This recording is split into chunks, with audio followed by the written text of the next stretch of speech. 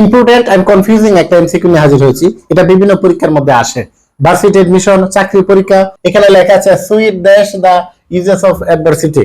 এখানে সুইট, ও এটা তো সহজ, সিঙ্গুলার, মিষ্টি, তার মানে অ্যাডজেক্টিভ। তো এটা যেহেতু সিঙ্গুলার, তো এটা তো আনসার অবশ্যই ইজ হওয়ারই কথা, ঠিক না? বিষয়টা এরকমই হওয়ার কথা কিন্তু স্বাভাবিকভাবে দেখলে, কিন্তু মূল বিষয়টা কিন্তু এখানে না। মূল বিষয়টা ছিল এরকম। এটা শেক্সপিয়ারের একটা এজ ইউ লাইক ইট ইয়া থেকে নিয়ে, এটা মূলত ছিল এরকম: দা ইউজেস অফ অ্যাডভার্সিটি। এখন থেকে আপনি কোনটা দিবেন? আমরা জানি একটা পানির নোট দিয়েছিলাম যে প্রিপোজিশনের আগের সাবজেক্ট অনুযায়ী ভার্ব বসায়।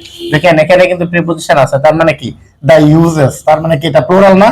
তো প্লুরাল যদি হয়, এটা প্রিপোজিশন, তার পূর্বে সাবজেক্ট অনুযায়ী কি হবে? ভার্ব হবে। যেহেতু এটা প্লুরাল, এখানে কি হবে? হ্যাঁ, অবশ্যই এখানে আর হবে।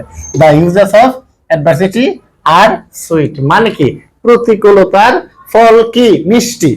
তার মানে কি মূল জিনিসটা যদি আমরা এখানে রাখি, এই বাক্যটাকে কি করছে, এখানে ঘুরিয়ে দিছে, একটু হালকা চেঞ্জ করে দিয়েছে, এই জন্য sweet.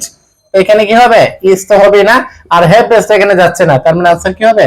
R sweet are the uses of adversity.